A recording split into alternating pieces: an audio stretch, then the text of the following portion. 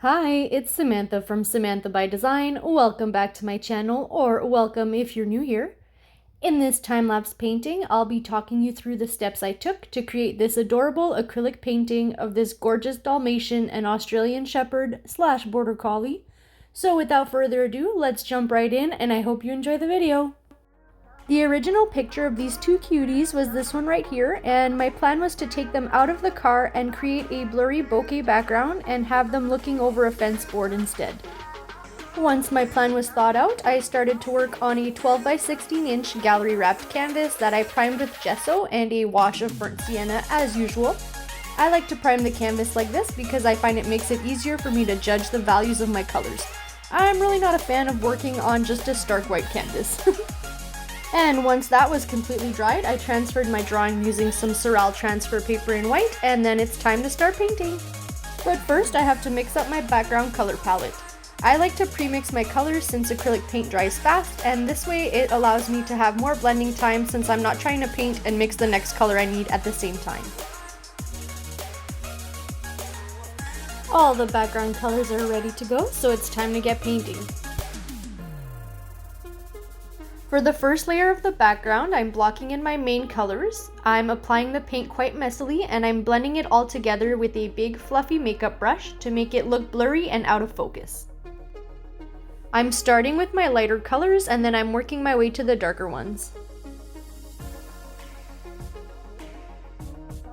Once the first layer is done, I'm making sure to paint around the edges so that it matches perfectly and it's easy for my client to hang. Here I'm giving you a little close-up to see that you can still see that burnt sienna wash underneath, and it's a little bit streaky, so it's time to do a second layer. For the second layer, I'm repeating the exact same process, but I'm going a little bit slower this time to make sure that all my colors are in the right area and that it's all the right value. I'm also using some smaller brushes here to make sure that I can get all the details that I want in there, and I'm also using some scrubbing brushes to dry brush. It makes the bokeh effect look even more realistic. I kept just messing around with the background and doing layer after layer until I achieved the effect that I wanted.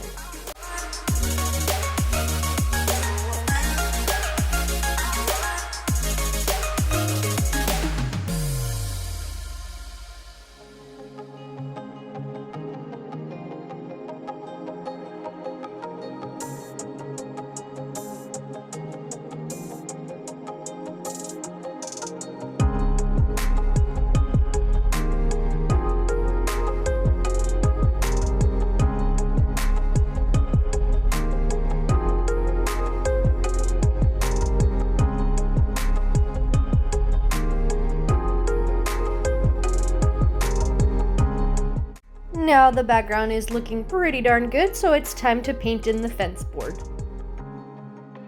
I started by blocking in the entire thing with some burnt umber and some ultramarine blue. After that, I sketched in the pattern that I could see in the wood from my reference photo. And then this is where it all kind of went wrong. I didn't step back at all while I was painting this board, and the photo looked so cool that I thought it was going to look amazing in the painting. But it turned out quite horrible, but that's okay. Sometimes an element in a picture doesn't translate well into a painting, so I let it completely dry and I painted a different type of wooden board instead, and it turned out so much better. But the lesson here is to step back while you're painting and really take a look at what you're doing, because sometimes you think it's going well, but it's really not. For my second board attempt, I'm using the exact same colors as the first one. I'm just adding way less detail, and it looks so much better. You can't tell me otherwise.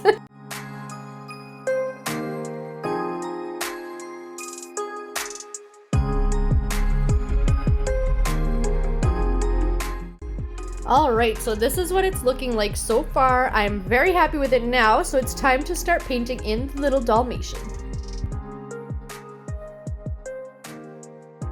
I mixed the color palette for this puppy before I started, and if you've been watching me for a while now, you know that I love starting with the eyes and the nose first. It's crucial to take your time when you're working on these sections because they are really important to the piece. In my opinion, they're the most important part of the piece.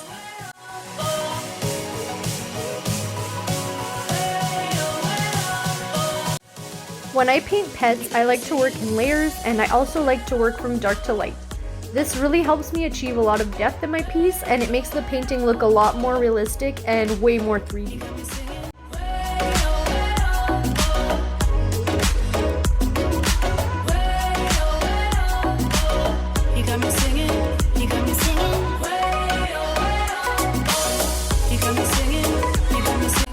Once the eyes, the nose, and the mouth are done, it's time to tackle the rest of the face.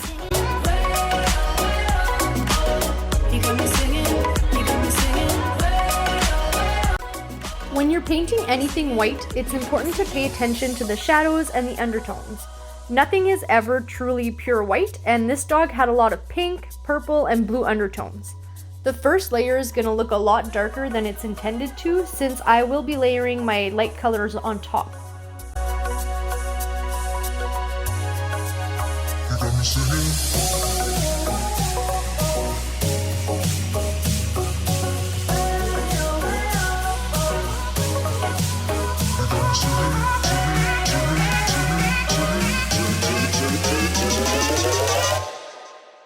You got me singing.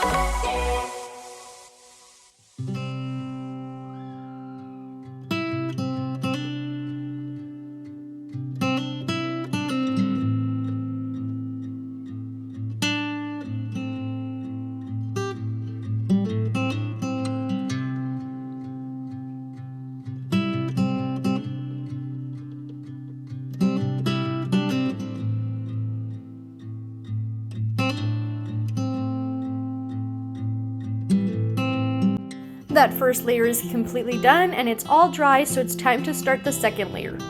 Now I'm going to be adding lighter colors on top and then adding some more lighter colors on top, and this is really going to help with the 3D effect and make the dog look a lot more realistic.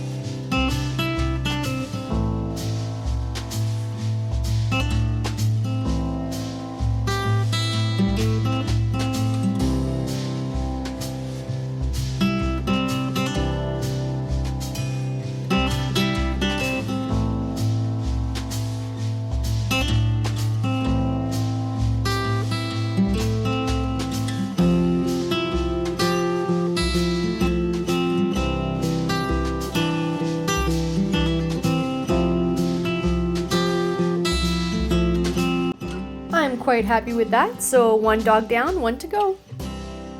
I'll be repeating the exact same steps with this dog, just with slightly different colors. I'll be starting with the eyes, the nose, and the mouth, and I'll be working from dark to light.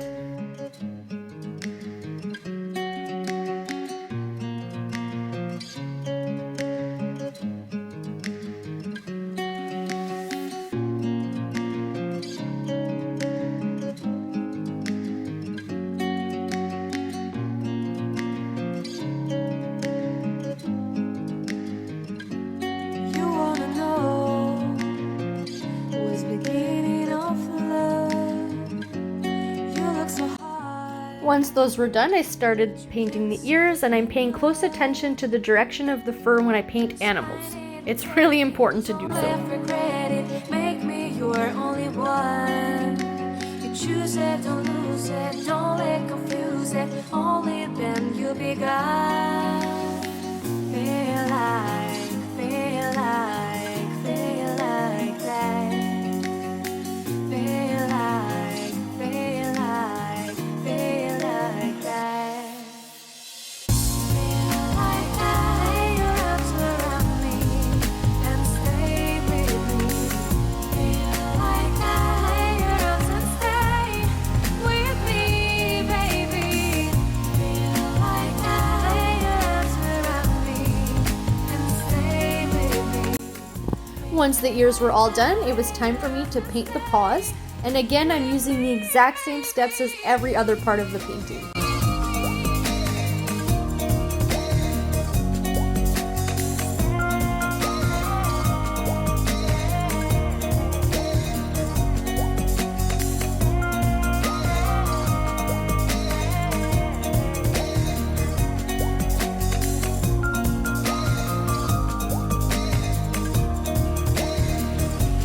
Drawing aside, I can't wait to start. You should call the police. Now I even can breathe. You love me and hate me, true me and false me, make me your shining star. Giving, receiving, changing, believing, only then we could start. Feel like that. Feel like, feel like that. Feel like that. Lay your arms around me and stay with me. Feel like that. Lay your arms and stay. Once the little paws were done, it was time to paint the harness. I really took my time here because there were quite a bit of details and a lot of color variations. So as long as you take your time and you work from dark to light and you layer and layer and layer, you pretty much have a foolproof way of having a wonderful painting.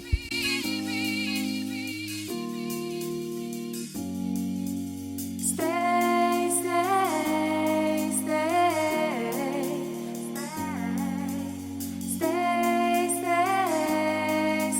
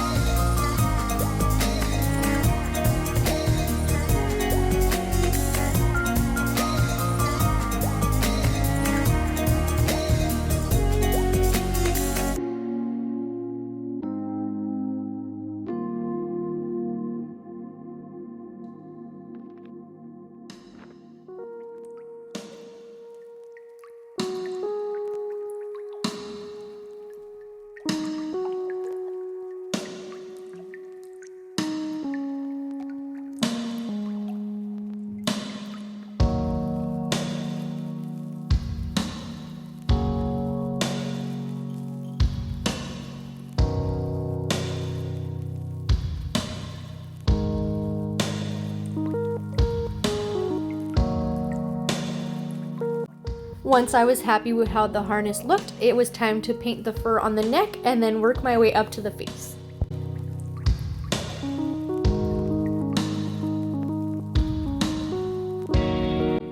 If you want to achieve a wonderful pet portrait, seriously just work from dark to light. Make sure you add layers and that your shadows and highlights are in the right spot, and always paint in the direction of the fur. And I could almost guarantee you that you're going to have a beautiful painting even if you're a beginner.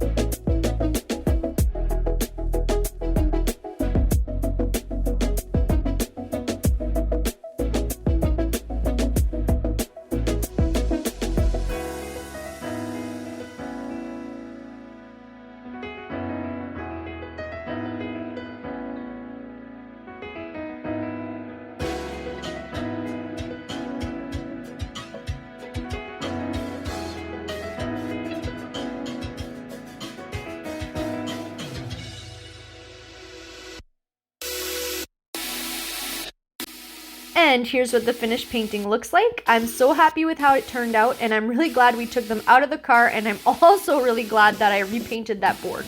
If you've enjoyed this video, don't forget to leave me a like and subscribe to the channel to see more videos like this one.